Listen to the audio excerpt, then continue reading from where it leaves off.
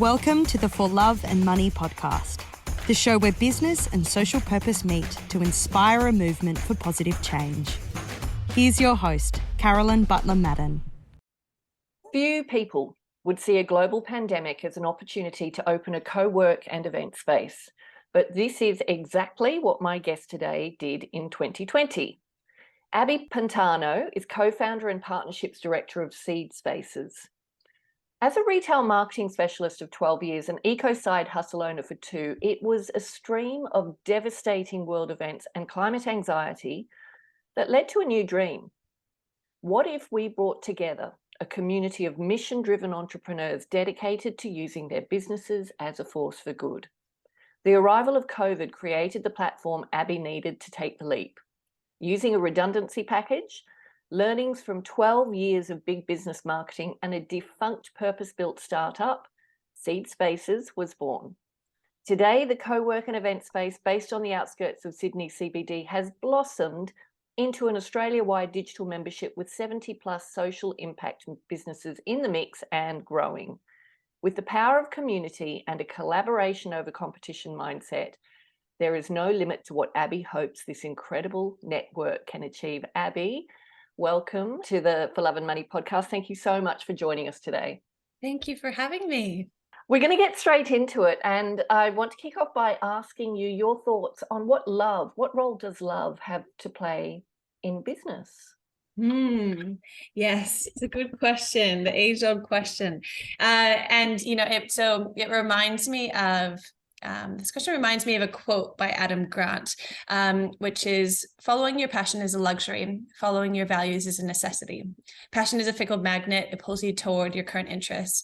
Values are a stead compass, they point you toward your future purpose. Passion brings immediate joy, values bring lasting meaning. And I believe that embedding your values, that is love. That is true love. That's not lust. That's something that's long and it's staying, and it's something that endures through the rough times. And so really, I think I've really set up my life building a business on love and on my values. But it's an interesting one around passion kind of plays the role of money. It's important to have passion as well. So, it's always finding this balance. For me, I'm very, very love driven, and that's what gets me up in the morning. But I think that I truly believe that to have this fulfilled career, having values and love at its core is something. It's that undercurrent that continues to pull you along the tide, because having those foundations, it makes a difference. Yeah. That's such an interesting perspective, Abbey, because I think a lot of people associate passion with love, which it is, but it's that kind of all-encompassing love, lust, if you like, and it can burn out, right? And what you're talking about is that deeper sense of enduring love, that is connected to who you are, your values, what you care about. And I think that's a beautiful perspective to share. Thank you. Yeah, maybe it comes from almost 12 years of being with my husband. That might be playing into that bit where I know that the passion, it comes in ebbs and flows, but the value system is what really bonds us and unites us, and that keeps our flame going as well. So absolutely. And also, like when we think about business, a lot of founders start with passion, a real passion to do things. But as we know, business is hard. Business is challenging. It's a wonderful opportunity, but it takes resilience, and sometimes that passion burns up really quickly and burns out as a result. And we all know of that, and know of incredible business people who have burnt out and done it ourselves. So yeah, it's that enduring. I think it's really that enduring love, as you said, the values, the what you believe in, what you care about most, that forces you to get up day after day and do what is needed, because it's important. It matters to you, and it's an expression of who you are. and what you care about, who and what you love, right? Yeah, I couldn't agree more. Abbey, can you share your background story? Tell us, just briefly tell us, how did you get to do what you are doing today? Sure. So I maybe I'll kind of kick off just to explain my interesting accent, because I know it confuses some people, it bounces around a bit. My background is I was born in New Mexico in the States, and I moved to New Zealand when I was 8. And I went to maybe 5 schools over 3 years. So for me, I don't feel like I really had this like enduring community core in my upbringing. And I think that I can't say that I necessarily miss it, because you can't miss something that you don't really identify through that period. But I think it wasn't till I think I never really felt like I quite fit. And let's see, I mean, I graduated in 2009 during the GFC, and which hit New Zealand a bit harder. So I came over to Australia, and I worked in marketing and partnerships for different retail brands through that period. And I mean, that was certainly a journey of chasing lust. I got to work for brands that had cool products. I got to go and live in London for a month every year, chasing summer, and have yacht parties and do all the things. But there was this kind of niggle in me where it was like my value system wasn't tying in. And it's interesting because it's not until, it's in retrospect, right? But there were certain situations when I kept on trying to bring community into what we were building. And also I was lucky in that as time went on, partnerships became a major part of my role. Everything I was building is about co-creating. It's about finding someone else who could share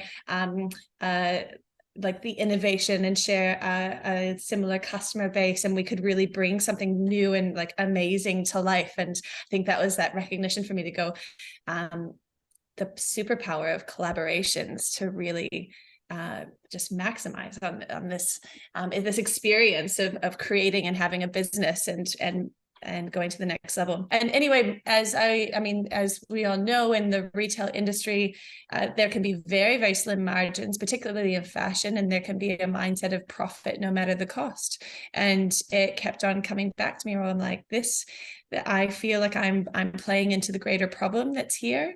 And I spent a lot of time doing research into businesses that had embedded an authentic mission, purpose, and vision. I kept on having these sessions with branding agencies where we're like, we're going to rebrand, we're going to get a new look. And we go, well, we know that when we come down to our value systems, kept on coming down to these really superficial words. I was like, can't we come into something like a bit more oomph, a bit more like, what's the way we fit into the bigger part of the world? And it just made so much sense to me. And there was a point which came from, it was actually a diving trip. I learned to dive and had gone away to Thailand because the water is much warmer over there. And I can't deal with the cold water in Sydney, not for more than 5 minutes. And on my 3rd dive, I was out in the water, and I spent more time chasing after plastic in the water than I did chasing after fish. And I'm looking at the fish, and I see a piece of plastic, and I swim after it, and I'm grabbing it, I'm stuffing it into my wetsuit, and I get up to on board, and I'm unloading all of this plastic out my wetsuit. And the diving instructors were looking at me like I was mad. I thought they would be a bit more appreciative, but I don't know if it had started to normalize or what, but they just were kind of laughing at me. And I went, do you know what? This is it. I have to be part of the solution. I can't keep on operating the way I am. And I came back to Australia, and I was fortunate that I had a good relationship with the founders. So I moved down to 3 days a week, and 2 days a week I set up a side hustle, which was selling sustainable drinkware products to hospitality venues, in particular these wheat stem drinking straws. Basically straw made from plants, and like the raw product. And the thing was, I set that up, and in my network, my family works in healthcare. My extended family have always worked in corporate or for someone else. My social network, a lot of times it came from proximity. So a lot of them came from working in another company. We kind of went through the same sort of journey going up, but I didn't have. My husband is an entrepreneur. However, his brain works very differently to mine. He makes decisions in his head, and I like to voice them and brainstorm and go, well, what about this? And so we've discovered very quickly that there's a limit to how we can work together, right? And so I was like, well, if I'm going to do this, I think at first I didn't really even realize how much I needed it until I went out and said it out and suddenly got so overwhelmed. I had gone out and I isolated myself. I felt like asking for help was a sign of weakness. And I burnt out so quickly. I just completely lost track of why I even got started in the first place. And it wasn't until I encountered a competitor who, you know, should have been a competitor in a traditional world, have been like, she runs her race, we run ours. We don't interact, but it was different because when I looked her up, she saw the problem with plastic pollution as well. And I was like, I saw a bit of a soul connection there, right? I was like, someone just like me. And so we had ended up crossing paths, and I was like, let's, you know, screw the rules. Let's go for a coffee, you know, let's go and catch up. And we just got on like a house on fire. And I was like, finally, someone like me, because I hadn't met someone like me really up until that point. And one of the things that she was doing, she was far outperforming me in terms of her business. And one of the things, there are two things she was doing. One is she was outsourcing what she didn't love. And the second thing was she was joining communities. And so I was like, okay, that she's on to something here. And I went and started to join my own communities. I was like, oh, there's got to be something out there. She had joined the hospitality group. I was like, I'm not so sure that's for me. And I just kept on turning up to these meetups. And I just felt so silly every time people would talk about what their business was. And I would say, I sell straws. And I think people didn't quite understand that. I was like, I'm not selling straws. I'm selling this dream of a better future without plastic. You know, I could see this bigger picture thing, but when it push came to shove, they just saw straws. And when I talked about it being a social enterprise and a profit for purpose, I spent so much time explaining myself, they just didn't get it. But every now and then I would get next to the water cooler and I would meet someone who was just like me, who said, you know, I want to build a maternal hospital in Sierra Leone, because she discovered 1 in 7 women die during childbirth over in Sierra Leone. And she was building a business around being able to support that movement. And each time I met those people, I was like, I could just talk to these people all day. And so I started to I joke about how I collected people like Pokemon cards. And I went, you know what, I want to spend more people with this. And anyway, so 2020 came, I was made redundant from my role. I had pretty much mentally given up already on the straws. I was pretty tired of it. I can't even look at the stock now. I've got like 400,000 units in stock that I just can't do it.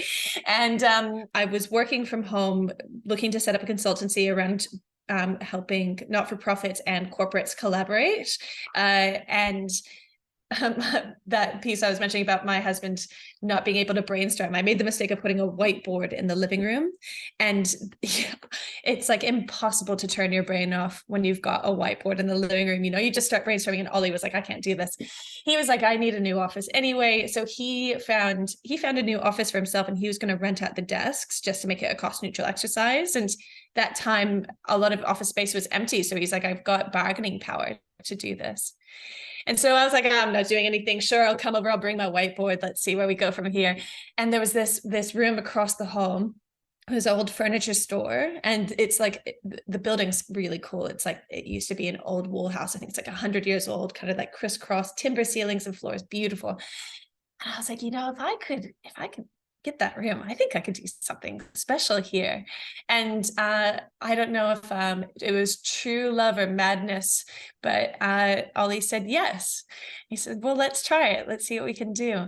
And so I knew from like what had started my entrepreneurial journey and recognition that I could build a business and make money and do good at the same time came from seeing Nikki Agrawal speak at a Business Chicks conference. And she was talking about her brand. She's got a brand, Tushy, and then she was the founder of Thinx underpants or underwear with the period proof undies with her twin sister Radha.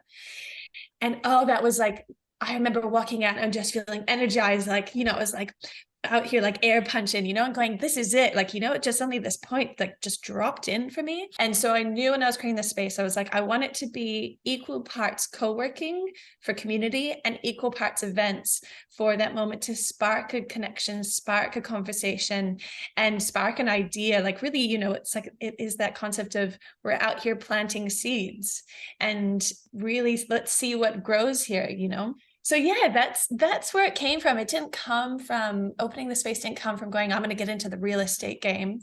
It came from going, I want to get into the community and collaboration game. And I want to be here to seed ideas and help those who believe in a better world and want to like dedicate their lives to making business for good for business. And like it's about like rewriting the role that business plays in society, and also rewriting what does a successful business look like. And it's not just a bunch of bleeding hearts holding hands singing kumbaya with no money, living in a tin shed going, well, at least I helped one person. It's us living in our dream house. Maybe it's a tiny house out in the mountains, and it's making an impact at scale. We can have both. And so that's the vision I believe in. And that's what we're looking to bring to life with Seed Spaces and now Seed Impact, which is the impact business community that's, I'll say germinated from Seed Spaces. We're going to get lots of these puns coming in, aren't we? No, I can't help myself. I work in marketing. I know. And I know when I visited Seed Spaces, which is a beautiful space, the puns just keep coming from everybody there. It's like, oh, there's another one. But there's such a great energy there. Like, it's a beautiful space, and the energy in that space is one of endeavor, like human endeavor and collaboration and community, as you talk about. Listening to you, Abbey, and listening to your journey, I'm sure it didn't feel like it at the time, but it feels like every step was an important one for you to take to come to where you are today. Oh, absolutely. I mean, there was one point where, so I wrapped up the straw business, and then through lockdown, I was like, I'm going to start. It was I even got the logo for the puzzle project, and I was going to be building puzzles with purpose, because I mean, it's not an original idea at all. Everyone was getting onto puzzles, but I was like, this is going to be, every single puzzle is going to be about giving back to a different cause, you know. And then I got to a point where I was like, once I saw the MOQ, the minimum order quantity, I was like, I can't end up like where I did with the straws. And I really went through this quite an intense slump, because I was like, I just felt like I was that person who was throwing out ideas that people thought that I was fickle, not sticking to ideas, and I couldn't see anything through. And it wasn't until actually Ollie had sent me this diagram of going, you know, the entrepreneur's journey. It's the idea, it's the failure, it's the idea, and how there's actually investors who will not invest in a founder unless they've failed at least once. And I think it was it was a nice moment to go and kind of similar to the puzzle, right? It's like every piece is there for a reason. Every piece has a meaning, and without those pieces, it might not make sense the way it does now. So I am a big believer of, and also intense, you know, was it intense pressure creates diamonds? Sometimes it was when I was doing the 3 days a week working for the business and 2 days a week doing the side hustle. I was pretty comfortable. I was like, I could just truck along. I didn't have a burning platform. Nothing like a lockdown that goes, 6 months to really put that pressure on and go, we need to do something from here. And so I think, intense pressure creates diamonds, but it's perseverance and supportive community that helps endure and helps you to continue with that momentum, And I mean, there are two very clear themes running through what you've talked about. One is, you've clearly got an innovation mindset. Okay. And I think that goes back to where we started with this. It's about love for something bigger than you. It's about, what you care about enough to make a decision to put yourself on the line and do something. It might not have worked out, but what you were driven by was your love for the planet and your belief that we need to do things in a different way. We need to do things in better ways. We can't just continue going along the way we're going with our head in the sand. So that innovation mindset comes through incredibly strongly, including with your puzzles for purpose. But then the community mindset, and I love that story you shared about meeting your competitor and, someone like me I talk a lot about people like us, borrowing a Seth Godin phrase. It's like someone like me, people like us on a wider scale. And that's exactly what you're creating at Seed Spaces, which I love, because, you know, it is only with the people around us that care about similar things that we care about, that understand what we're trying to achieve, that we can really achieve the extraordinary things we want to. You just can't do it alone, as you discovered with your wheat straws venture. And I love that you sort of leaned into that and listened to that and followed that path, and Seed Spaces and Seed Impact is the result of that. So tell us a little bit more about Seed Spaces. You know,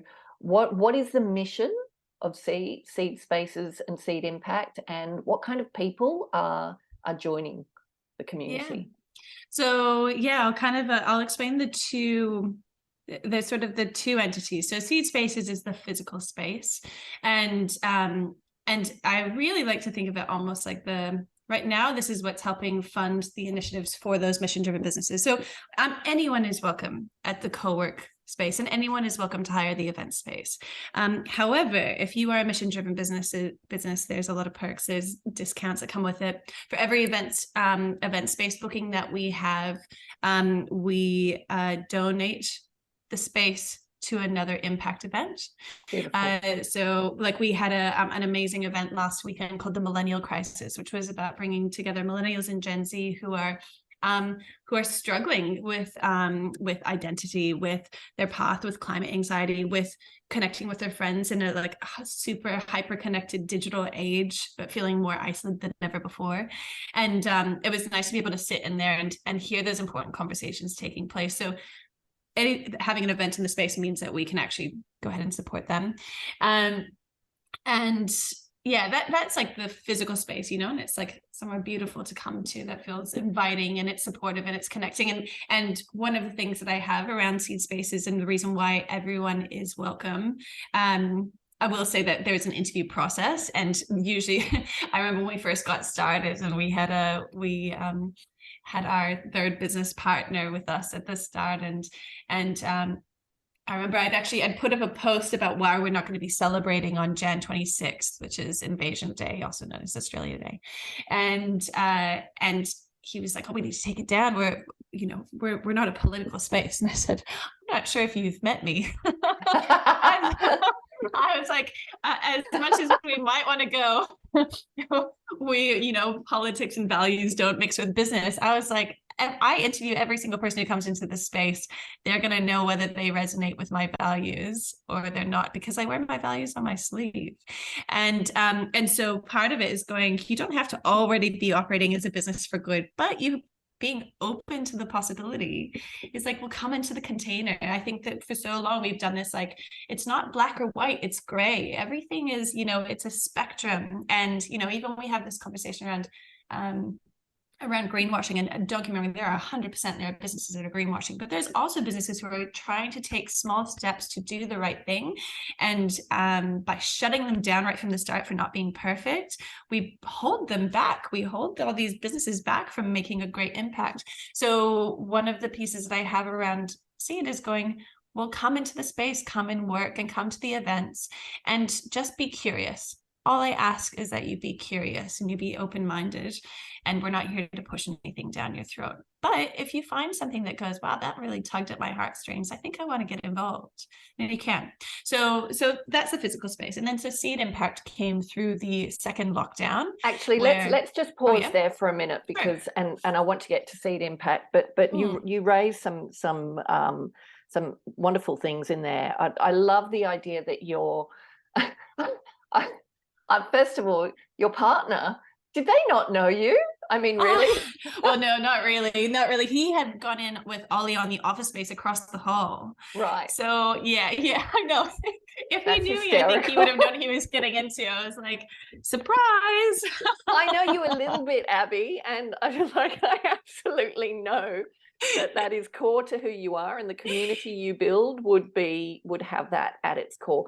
But I love this idea that, you know, you want people who have a curious mindset, who are open to possibilities, who aren't necessarily in that space now, but they have a, you know, an open mind to actually traveling down that road. And I think that's such an important space to occupy, right?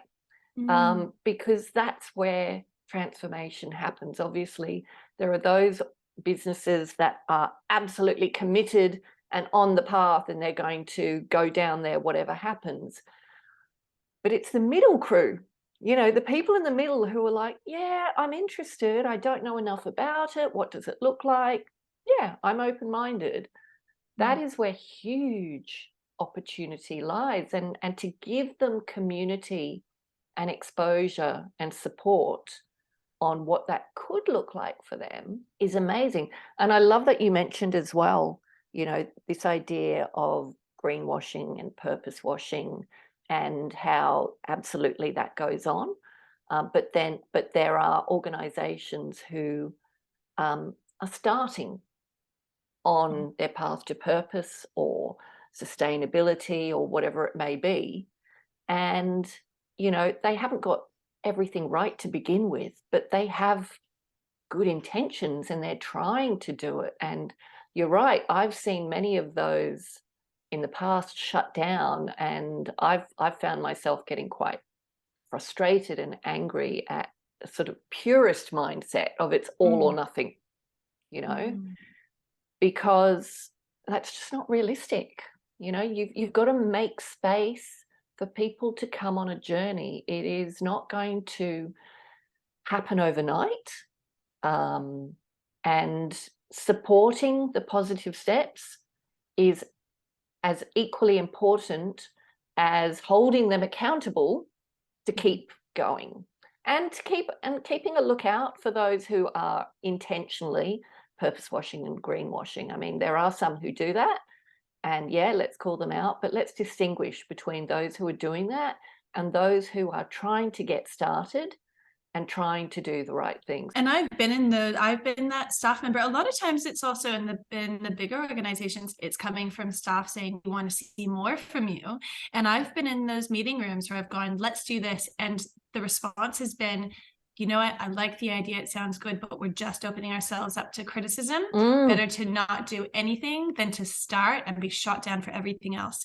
And so I think it is, you know, there is part of that journey. And I think that one piece that I do love about B Corp as a certification is a movement, and it's something I'm in the process of getting Seed Spaces certified. I'm actually doing a course at the start of the year. It's like the quietest time in January, so I was like, okay, I'm going to get my head down and do this. But what I think B Corp does is it provides an opportunity for radical transparency.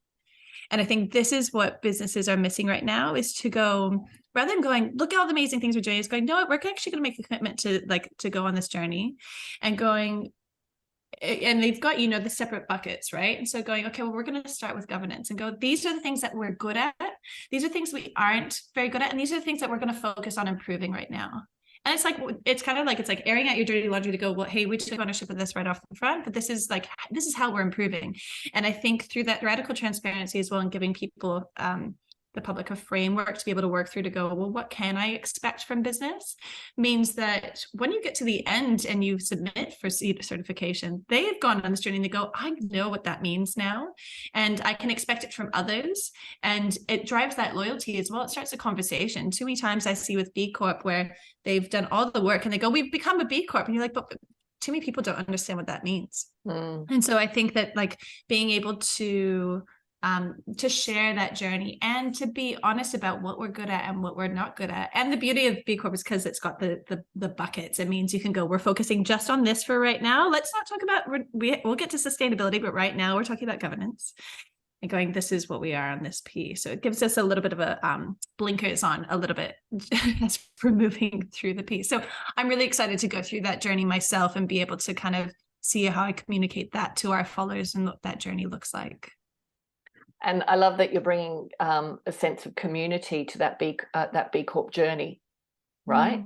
You know, being able to communicate that. But what you also seem to be talking about is not just community once you get there, once you get certified. But that journey of starting to get certified, that's an opportunity as well to share what's going on. We became B Corp certified at the end of last year, and it's a long process, no doubt, but I found it was extraordinary in opening your eyes to how many levers that business has to create impact, right? I guarantee it's more than most people think. Yeah. There are so many levers, and just doing the questionnaire to begin with, it's so comprehensive, but it'll get you thinking straight away and going, oh my God, I could do this and I could do that. So absolutely. And what we will do actually is include a link to the B Corp assessment scorecard in your show notes. So thank you for sharing that. And absolutely, B Corp is a really, really powerful experience to go through. Enjoying the podcast? If you're looking for more inspiration, head to our website, thecauseeffect.com.au, for more resources on how you can start using your business as a force for good. Or buy the For Love and Money book. Every copy sold allows us to protect 1 square metre of rainforest. Help us save 10,000 square metres by 2025. I hear a lot about how to go through B Corp early, to just understand what those pieces are, so you have it in the back of your mind when you're building. And so how many business owners I've heard that have gotten to a certain level and gone, we'll go back and we'll do B Corp, and they go, man, if I had known, I could have set this up the right way. And so I think that I'd love to see the B Corp principles and foundations become foundation for building your business from that way up. So we have this ability when we're smaller businesses for 1 to 10 employees to be more agile than one that, say, has 50 employees. But I think that what we're setting up right now with the B Corp, doing that as small groups that are doing the course together, it's about brains trust. It's about going, okay, I'm good at this area, and who else is good at this? And will we share templates? Let's share templates. And how are you getting this across the line? And who has resources? We have to move away from this silo mindset. So you're doing that within Seed Spaces? We're setting it up to go and run through Seed Spaces. I'm getting this up and running because I've got someone who's running the program, and I want to see how she goes, but I want to bring in different B Corp consultants who will be doing essentially hot seats and then accountability groups. So we do meetups as well. So that's a 2023. Wait, what year are we in? 2023 project. I'm still 2021. I don't know. This will air. I know this will air in 2023. This episode will go live early 2023. So have you got a name for what you're calling this? It'll probably be a B Corp sprint. Yeah, but I reckon I'm gonna commit to having it ready by the time this podcast comes out. So if you're listening to this, come to the Seed Spaces website. I'll have a tile ready. Fantastic. Nothing like making a commitment to put a rocket up you, right? I love that. I love that. So Seed Impact. So Seed Impact came about, basically we'd created Seed Spaces as a space for mission-driven businesses and founders.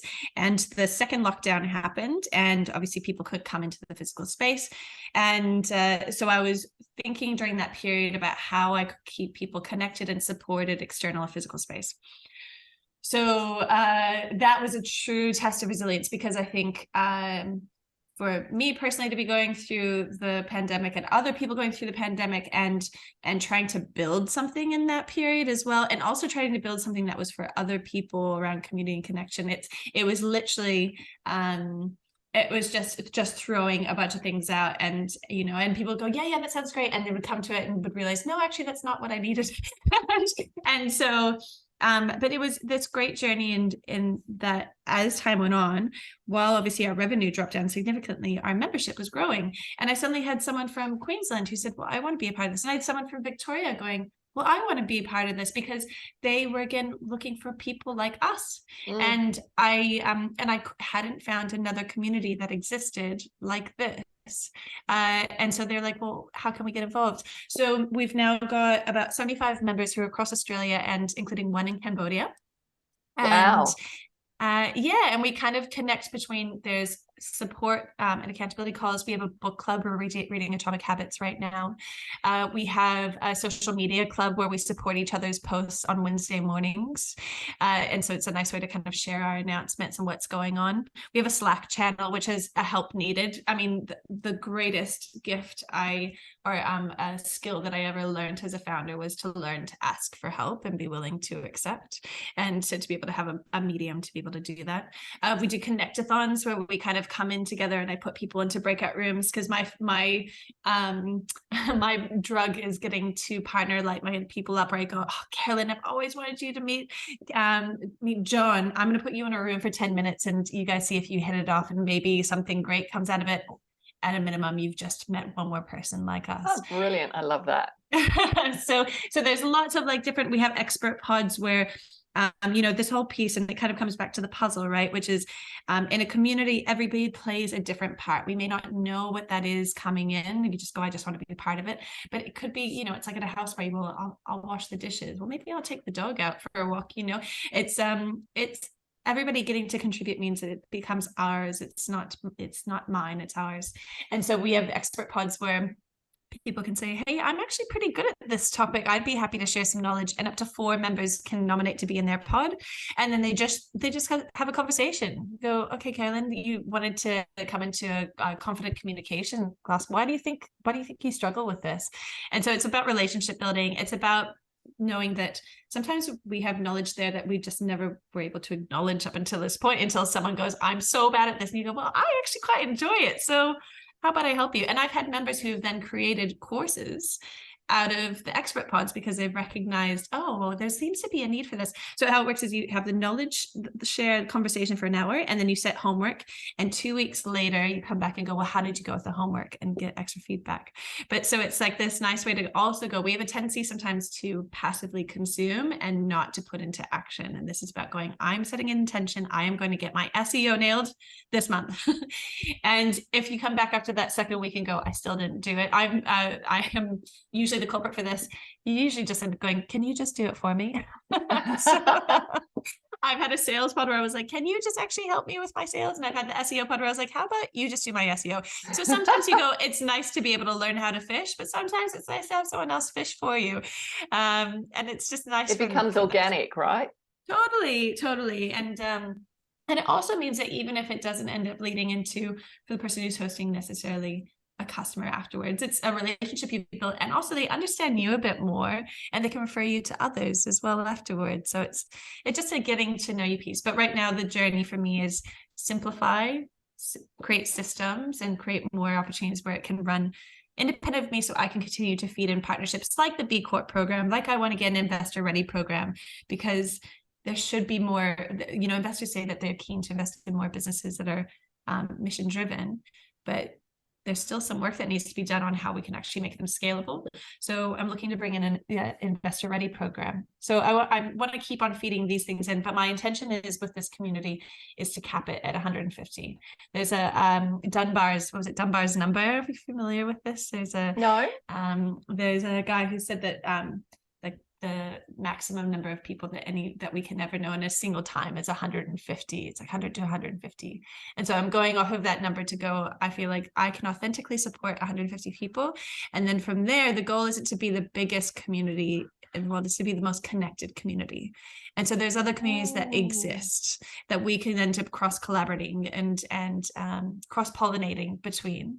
And who knows, maybe the future is someone who goes, well, I want to create my own seed impact, and go, well, here's the tools, this is what you can do, and they can go and set it up. And then it's a matter of having a hub in LA, one in London, one in Madrid, and it's cross-collaborating on impact and cross-collaborating on business as well. So that's the intention.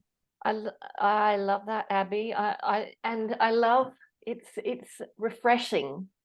So refreshing to hear you say, you're going to cap it at 150 because that's what you think is the sweet spot or the maximum sweet spot for creating the value out of that community that you want to achieve, and your vision to go deeper rather than bigger is really commendable. This phrase keeps coming to me as you were talking about all the benefits of being part of the community, is proximity is power. And you know, being in the proximity of people who have, you know, similar values, who care about similar things, but are expressing it in a different way through their businesses, but have skills and expertise that can help you on your journey, is really powerful. And you know, that's what community is all about. It's not just, as you say, this nice kumbaya thing. It's about helping each other achieve success, but success reframed in a way that is about, it's not just about the dollars, baby. You know, it's about the impact that we have on the world through our business. So yeah, I absolutely love that. So give me a picture 5 years from now with seeds sprouting everywhere. or what, but I'm not going to assume that. What does it look like? What does your dream vision look like in 5 years? I think right now it's about really nailing the business concept around the balance between partnerships with the bigger businesses who've got the money, who can kind of help us to fund our operations, and as we grow that community with intentionality. My goal is to basically create this blueprint for what does an impact business community look like, and whether that, my thoughts are that if I can find people who are like me, who set out, have got this community mindset, who love connecting people, like that's like what they live for, you know, like I love that. And to go, this is how you can set it up elsewhere. We need more communities like this. And anytime it pops up, I'm like, beautiful, amazing, let's do it. And how can we collaborate? And that's been a really cool thing with setting this up, is, you know, I've got Anna from Ben Buddha Group, who's another impact driven community, and she reached out to me and we're like, let's collaborate. What can we do here? What are you good at? What am I good at? And so she's good at creating at doing coaching programs, like kind leadership in corporates and for new founders. And so finding like, where do our puzzle pieces fit together? So my intention probably over 5 years is really to help create more seed spaces around, and whether that's something that I'm running, whether that's something where I go, this is how I did it, this is what you can do over there. I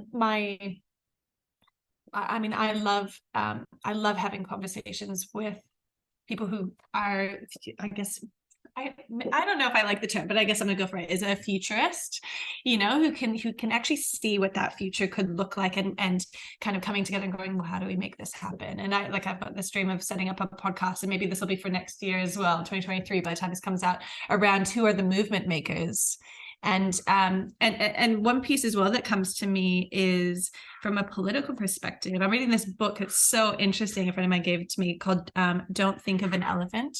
And it talks about, it's all about framing, but one of the things it talks about is the liberal versus conservative political parties, and how that's adapted over time, and how essentially, you know, in the conservative parties, there's many factions, but what they've done is they've learned to come together, because what was happening is they were creating, basically all of the guys with the big money came together and they created think tanks, and they just pump money into these think tanks. They have like co-living facilities where they have uni students who come over, live together, and they're all like right-wing thinkers, and they create these like spaces to be able to collaborate and go, well, how are we? And you know, they've got media that they've built out, and the thing is that the people who, I would truly believe that the people on the left, the liberal people who see a better world, who want to be, you know, don't want to see business operate as a silo, that think business and society should integrate.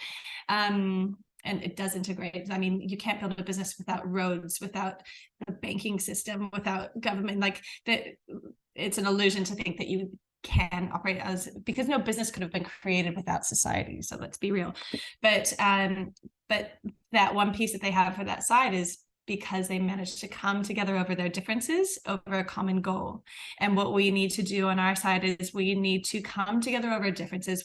It talks about how on the left, we keep on funding small amounts of money into all of the different causes. We have in our mindset, our cause is the most important one. But hey, plot twist is, education for women means they're more likely to have less children. When they make money, they usually put 90% of their money into their communities. Climate action comes from education of women, and so everything is interrelated, everything's interconnected. And so can we take the same approach that essentially the right has taken to go, let's start creating think tanks, let's pump money into this and really take a cohesive, targeted approach to how we handle society and politics and business, and really put pressure on government to act in the best interests of our planet and of society, not of those who are lining their pockets with political donations. So I do have political aspirations on that side to go, how do we collaborate on that level as well? With Seed being a hub for that potentially. Yeah, I mean, I think that the another piece that had attracted me to B Corp is that they were like, we're not just creating certification, we're creating a movement. We're creating a movement of businesses that are creating a new template for how a business should operate. And as we grow in size, ultimately, government elected officials operate on behalf of their constituents. When we start to outnumber those who want to profit no matter the cost, and we can collectively put that pressure on the government to go, hey, if something's put in packaging, it has to be curbside recycling, or it has to be reusable, where you actually have to have a clear path to where you've sourced your product from, and what the end life cycle is, and what you're going to do when it's out, like the true cost of creating a product.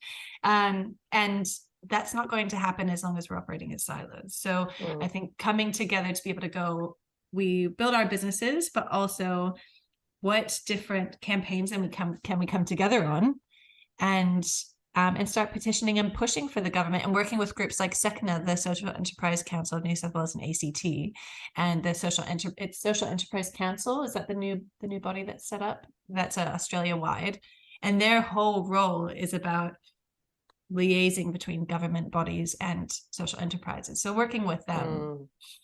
Finding common ground, isn't it? So rather than, as you say, everyone pursuing their special interest area, it's finding that common ground and building that movement around that. And you talk about, the opportunity to put pressure on government, which I think is important, but I'd also highlight the opportunity for business, which I know you're cultivating this, the opportunity for business itself to lead, rather than wait for government to, say you've got to meet these standards or do whatever. Like, we're recording this episode midway towards the end of November 2022, and we've just, COP27 has just finished.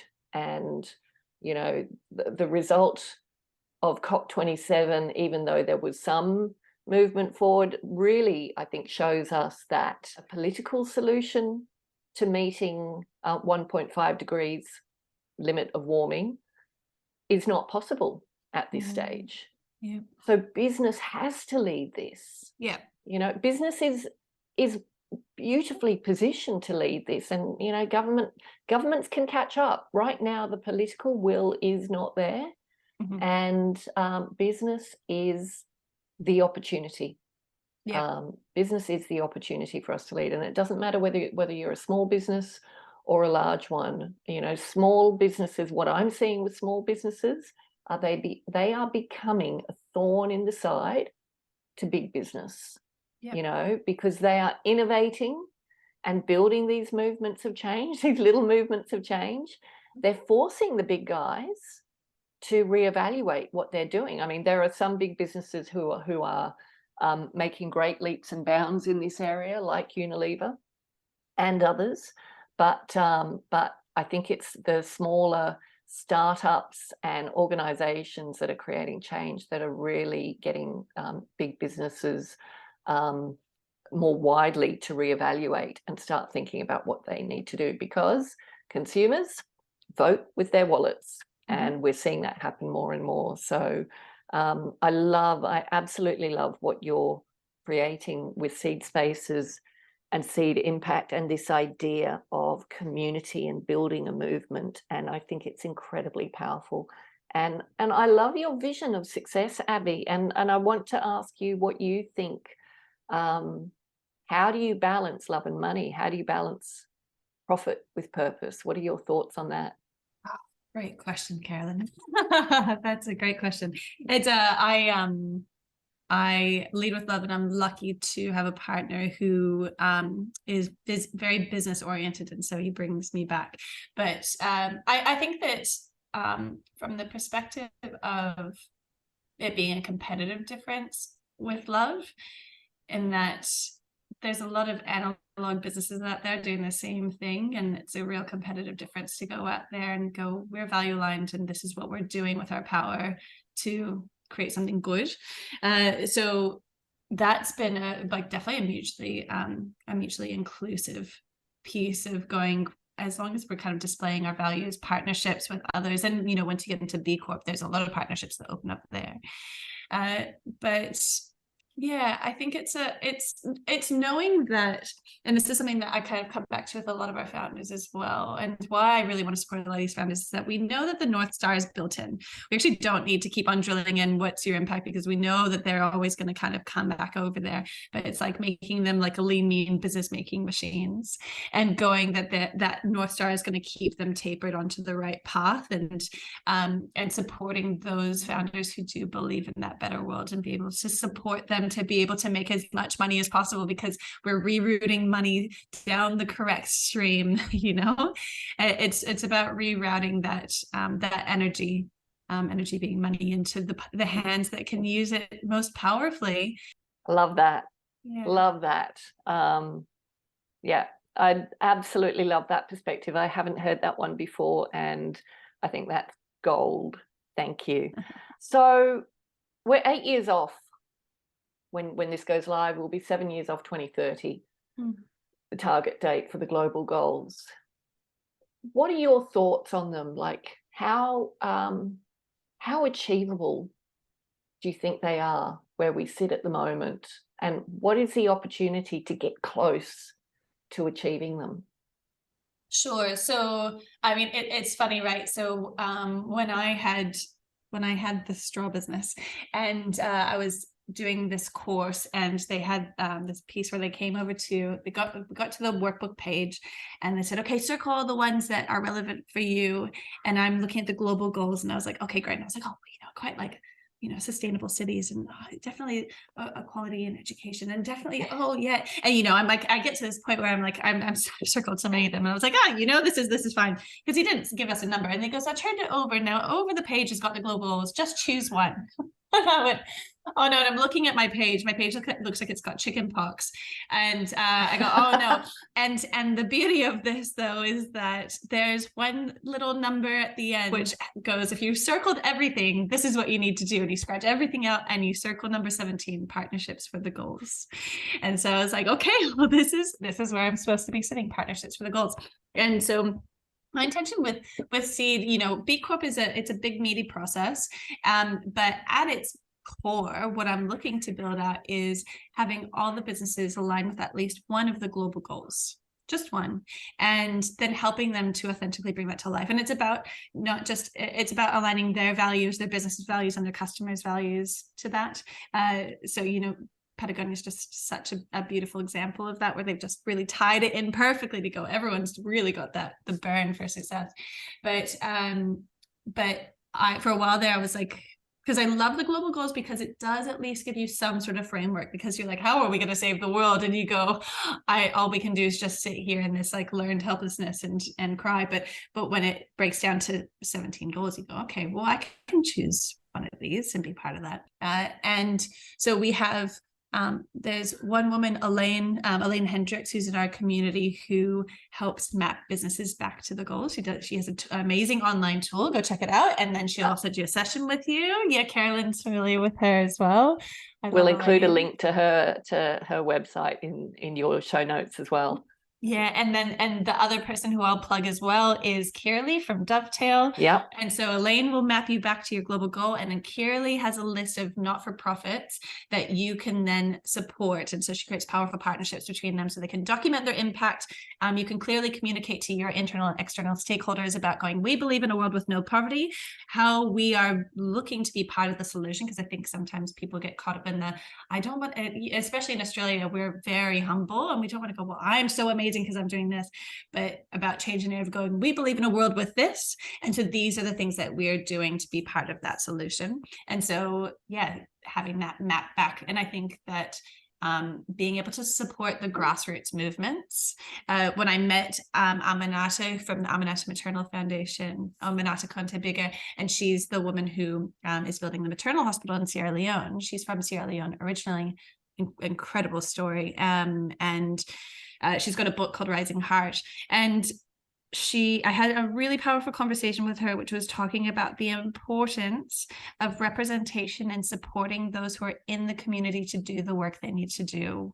And you know, how much damage has been caused by the white savior going in to fix a thing. We need to be supporting the grassroots movements who go, we know what we need, we just need the money to get there. And I think if we as social enterprises, every business should be a social enterprise. It's not a hard and rigid rule around what you have to do in order to do it. There's multiple different ways. Have a look at Social Traders for anyone who's interested.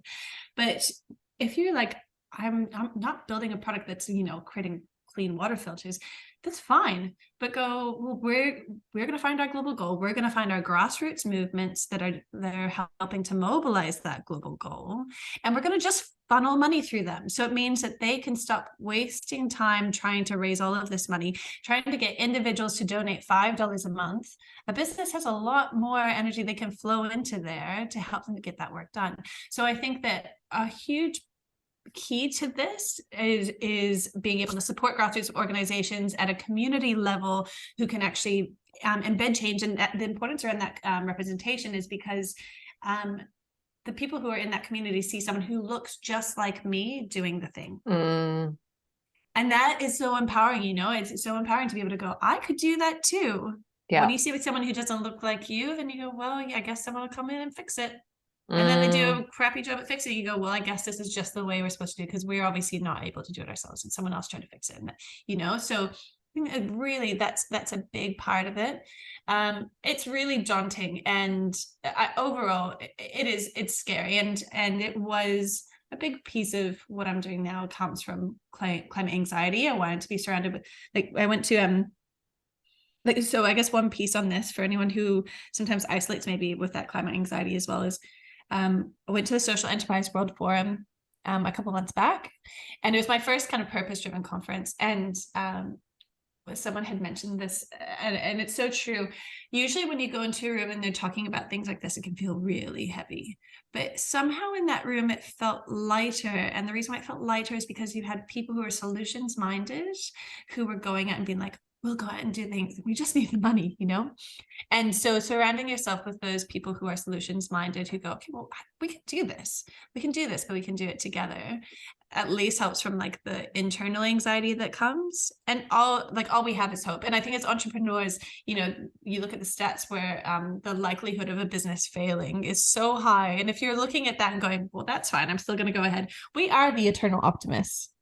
Yes. So we are the perfect people to lead the charge to say, well, I can do it. I can beat the odds. And so that's such a great analogy, right? Like it doesn't stop.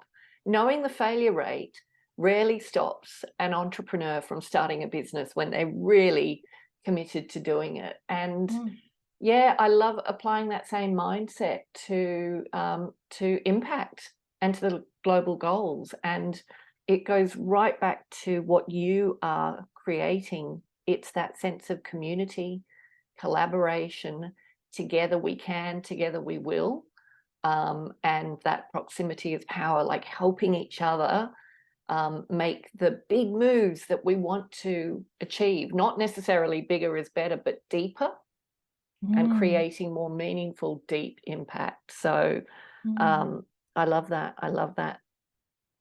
Oh, good. Yeah, I am. Yeah, it's funny, you know, it's as you say it out loud, you're like, I think I'm drinking my own Kool-Aid. This is great, you know. It's nice to have conversations like this and go, and you know, I do believe it, but and it's something where, yeah, sometimes when you get into your little silos or you get stuck on the social media scroll, that little feeling at the pit of your stomach, but it's true that coming together as well, and it makes a difference. And do you know what? It's the potential of it's human potential, and it is what I believe is the unfulfilled true potential of business. You know, business is capable of so much more than it has already achieved, you know, through this lens of shareholder capitalism. It's when you actually acknowledge that business has many stakeholders, and how do we serve all of them, not one, you know, giving one that huge focus versus the others, but all of them. And that is when business will realize its potential. Now, before we sign off, and we are going to have to sign off, and I've really enjoyed this conversation, I wanted to give you an opportunity to talk about something that I know is very close to your heart, because when I've attended events at Seed Spaces, you speak about it with such passion. And that is about a voice to Parliament. And I just wondered if you would like to use this opportunity, because 2023 is a very important year, to actually, share a message on that. Absolutely. Thank you for the opportunity to share that, because it's true. It is something that's really close to my heart, and it's funny having so many different causes that you believe in. You know, I had the experience with the global goals, but this is one that really, it's just something that's really landed deeply for me. And I think recognizing, as someone who believes in big impact, I had to also just choose one thing that I could go in deep on, because if we try to do everything, there's only so much. I think that it comes from a place of my background is, my ancestors come from as far as Italy, Mexico, Germany, and Denmark. You know, I come from a family of travelers. My parents met in New Mexico, which has got a heavily Native American population, as well as, you know, people who have come over from Mexico. And when I moved to New Zealand, my first sense of belonging was joining the Kapa Haka group. And, you know, we learned Te Reo Maori in school, and I really loved, I think I connected almost more with that identity of the Indigenous people over in New Zealand. It was a really special experience for me. And coming over to Australia, there's such a stark contrast between what's in New Zealand in terms of representation. They have, you know, there's a Maori TV channel, and there's so much more representation. And then you come over to Australia and you go, something hasn't happened that's quite right here. And I think I kept on trying to go on this exploration to go, well, I want to be able to connect with the Indigenous culture over here. And it wasn't until I went away on, it was a witch retreat, believe it or not. So we went over and we learned about different types of witchcraft. And there was a person there, Sal, and they ran a session on decolonization. It was a decolonization talk. And there was a part of that session where what we did was we walked the timeline. So we took, you know, one step for when the Industrial Revolution happened, one step for, or two steps for when the pyramids were built. And then we took steps for how long Aboriginal people have been, like, you know, the first son of Aboriginal people on land. And I'm walking, you know, they showed us the steps and then said, I want you to walk these steps now. And we're walking along, and I just started crying, because this is a group that lived on this, like they've just lived on this land for so long, the most sustainable people in the world for thousands, like tens of thousands of years. And it's when you would do those steps and you realize how much damage has been done in the space of like 2-3 steps, you know, 4 steps. And so I think it tied into, one, they were here first, and my success comes off of the back of others' pain and suffering. And also they know so much about the land that we are on, and it's not about living on country, it's living with country. I love that. And I went to a yarning circle because we've got a relationship with another Aboriginal co-op and community space in Glebe, and they had a yarning circle. I've never been able to get access to that, and it comes from like having a bridge, right? It's not really accessible in Australia because there isn't trust, because there isn't a treaty the way there is the Treaty of Waitangi in New Zealand. So there isn't trust that the knowledge is going to be not taken away or used for someone else's profit. And in that circle there was a conversation around what is your country, where were you born, like exactly where were you born, and how the place where you were born for Indigenous people, like that piece of land, you care for that land. There was a tree that started to grow the day that you were born, and you care for that land, that specific piece. And so I think of like seed spaces as I get to be a custodian of this piece of land, and what I choose to grow within that space. And so there's so much stuff that's aligned there. And in terms of the referendum, the Uluru Statement, it's not long, it's 1 page long. We have it displayed inside in Seed Spaces, and it's about that voice, treaty, and truth. Truth is such an important piece. So much has been swept under the rug. It's not supposed to be something that we're comfortable sharing, but it must be shared. What has happened until this point, the outcomes for so many of these kids, and for people in these like Aboriginal and Torres Strait Islander people who are incarcerated, who are dying in custody, and no one's held to account. There's something that seriously needs to be done. And part of this statement is, it's just about giving them a fair go. It's about just being able to have a voice, and to have someone who speaks up and has their best interests at heart. And so it's not something that's lost out. And I also believe that it's the key to climate action. I believe that having them as allies on this journey means that the outcomes are greatly improved, because they know how to care for country. And we have so much that we can learn from them. And I have just like one more story that I want to share, which was like my like aha moment as well, which is terrible because it's also kind of a seeing is believing moment. But so I am a big like lover of music, and we went to this music festival called Rainbow Serpent, which is in country Victoria. It's in February, or end of January. It's like we go out there and we arrive. It's forecast for 40-degree days every day. There's no water out there. It is so hot.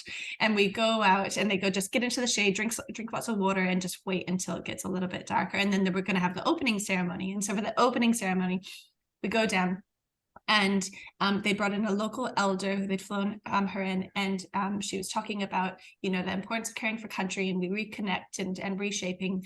And then they did a rain dance. And I kid you not, and this is actually, if anyone ever wants to have a look, go on to Abbey Pantano Bramley on Facebook, and you'll see it as my cover photo. They finish the rain dance, and this gentle patter of rain starts to come down, and a rainbow appears over that stage, just over that stage. And it was up there for 30 seconds. And everyone's pointing up and looking and laughing and crying, going, this is something. This is something.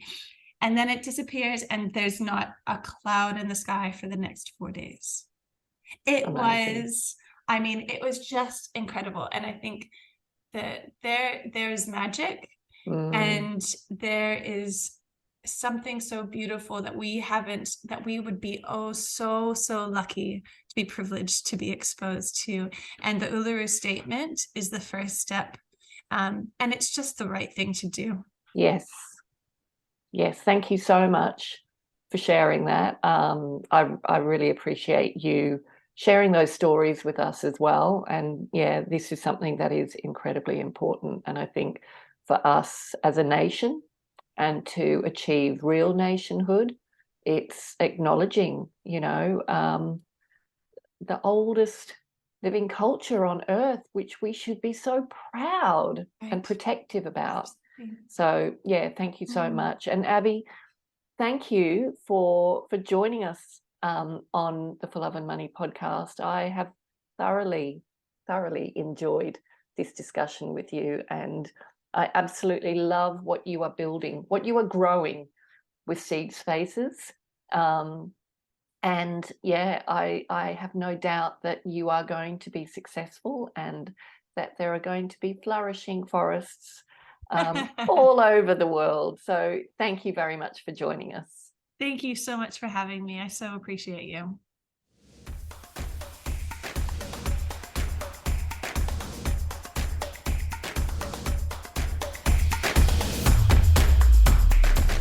Thanks for listening to this episode of the For Love and Money podcast. If you'd like to take a deeper dive into the purpose movement, visit us at thecauseeffect.com.au. And remember, doing good is good for business. So if you're not doing good, then what are you doing?